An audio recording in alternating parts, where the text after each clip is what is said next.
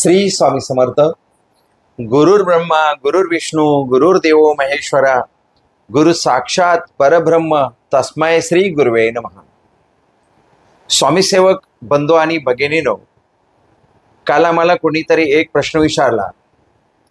जे वाईट प्रवृत्तीचे लोक आहेत त्यांचं सर्व व्यवस्थित कसं काही चाललेलं आहे, आणि जे चांगल्या प्रवृत्तीचे लोक आहेत, आम्ही भक्तिमार्गात आहोत, आम्ही सेवा करतो, आम्ही ईश्वराला मानतो, आणि आमच्याच आयुष्यात एवढे मोठे मोठे धक्के का आहेत, अडचणी का आहेत. तर याचं एक सुंदर उत्तर देता येईल, अतिशय सुंदर पद्धतीने उत्तर देता येईल. म्हणजे बघा कसं, आपल्या आजोबा पंजोबांनी काही पुण्य जमा केलं असेल तर ते आपल्या वाट्याला येतं. याचाच अर्थ त्यांनी चांगले विचार केले असतील, त्यांनी आपल्यावरती चांगले संस्कार केले असतील तर आपण चांगलं वागू शकतो, आपण चांगलं वागतो.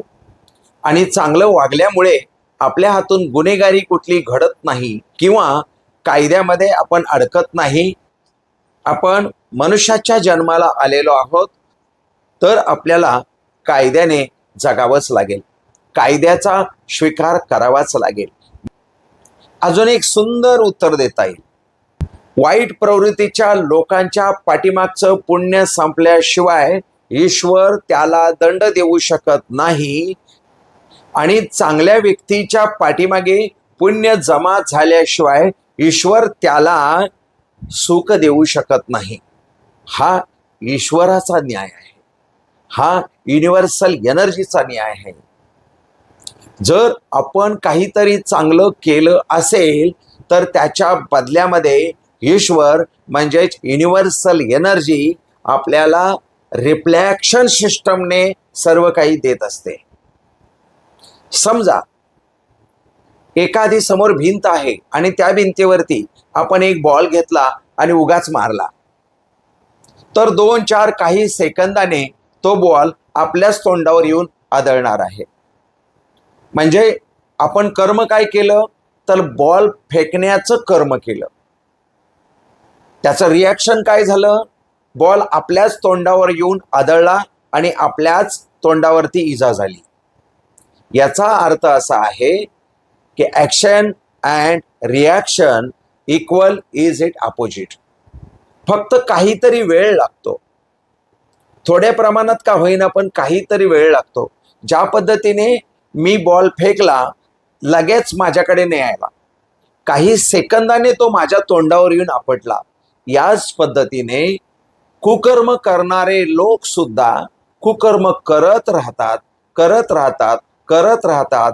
आपण म्हणतो ना, पापाचा घडा भरल्याशिवाय तो घडा लवणणार नाही. म्हणजेच याचा अर्थ असा आहे की त्या व्यक्तीच्या पाठीमागचं पूर्व संचयित पुण्य संपल्याशिवाय त्याला त्रास होणार नाही. आणि आपण जन्म घेऊन आलेलो आहोत आणि आपल्या पाठीमागे जन्मताच काही पुण्य नसल्यामुळे किंवा आपल्या वाडवडिलांनी काही कमवून न ठेवल्यामुळे किंवा काही त्यांना नॉलेज नसल्यामुळे ते आपल्यापर्यंत सुख प्राप्तीचे नॉलेज आपल्यापर्यंत देऊ शकलेले नाही. म्हणून आपल्याला सुख कसं मिळवायचं ते माहीत नाही. अगदी सोपी गोष्ट आहे. म्हणूनच इथे सद्ग्रस्ताच्या पाठीमागे पुण्य जमा झाल्याशिवाय, म्हणजेच व्यवस्थित नॉलेज मिळाल्याशिवाय किंवा तो स्वतः बदलल्याशिवाय किंवा त्यांनी स्वतः ज्ञान प्राप्त केल्याशिवाय त्याच्या आयुष्यात त्याला सुख मिळणार नाही. म्हणून आपण 3 व्याख्या केलेल्या आहेत. पहिली व्याख्या आहे, आपल्या आयुष्यात आलेलं प्रत्येक संकट हे त्या काळातलं आपलं ट्रेनिंग असतं. मग ट्रेनिंग घ्यायचंच असेल, आपल्याला काहीतरी शिकायचं असेल तर त्यासाठी काहीतरी श्रम लागणार आहे, त्यासाठी काहीतरी कष्ट लागणार आहे, त्यासाठी त्रास होणार आहे. मग आपली इच्छा अशी असते की आपल्याला त्रासच होऊ नये. मग त्रास झाल्याशिवाय आपल्याला सुख कसं मिळेल.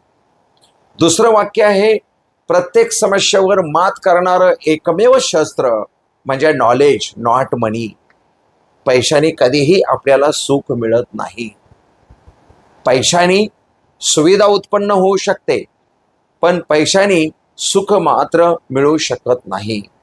म्हणून प्रत्येक समस्येवर मात करणारं एकमेव शस्त्र म्हणजे नॉलेज नॉट मनी. आणि तिसरं वाक्य आहे, counselling is the best medicine for our life. आपल्याला आपल्या आजोबा पंजोबापासून नसेल ज्ञान मिळालं तर आपल्याला एखाद्या ज्ञानांकित व्यक्तीकडून ज्ञान घेण्याची परवानगी आहे. आपल्याला तेवढं स्वातंत्र्य आहे. आपण योग्य प्रकारचं ज्ञान मिळवावं. आपल्याला सुख कसं मिळत आहे ते मिळवण्याचा प्रयत्न करावा. सुख मिळवण्याचा मात्र प्रत्येकाला अधिकार आहे आणि त्या पद्धतीने त्यांनी सुख मिळवावं. परंतु सुख मिळवण्याच्या प्रयत्नामध्ये आपण काहीतरी चुकीचं काम करतो आणि म्हणून आपल्या हातून काहीतरी गुन्हा सुद्धा घडू शकतो.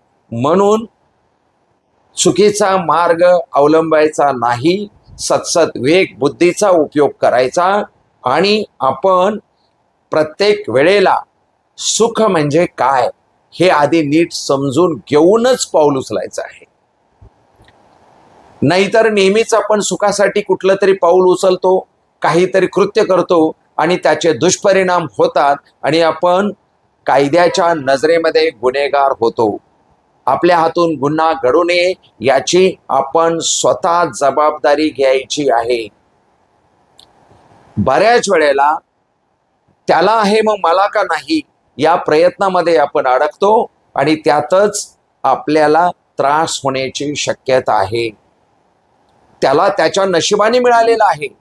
आपल्याला आपल्या नशिबाने मिळत नाही तर आपण योग्य प्रयत्नाने मिळवू शकतो, हे मात्र सत्य आहे.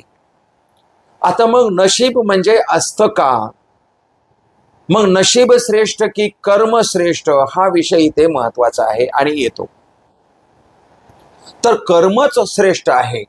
या जगामध्ये सर्वतोपरी काय श्रेष्ठ असेल तर ते कर्म श्रेष्ठ आहे. मग जर कर्म श्रेष्ठ आहे तर कर्म करण्यासाठी जे काही वातावरण लागतं ते वातावरण निर्मिती असल्याशिवाय आपल्याला त्या ठिकाणी कर्म करता येत नाही. थोडक्यात योग्य वातावरण असल्याशिवाय आपल्याला कर्म करता येत नाही. म्हणून योग्य वातावरणामध्ये आपण केलेलं कर्म 100% कर्म आपल्या हातून व्यवस्थित घडतं.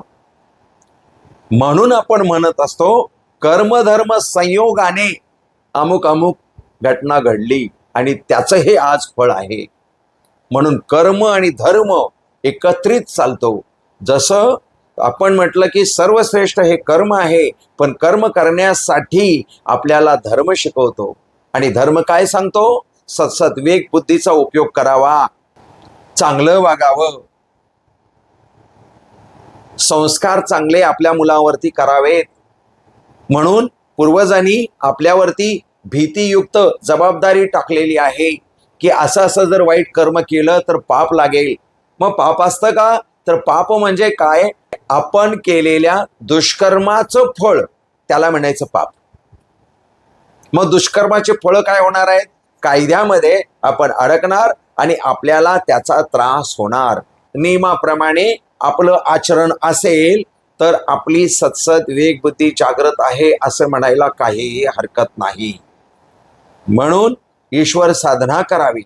जेव्हा जेव्हा आपण ईश्वर साधनेमध्ये असतो तेव्हा आदरयुक्त भीती असते.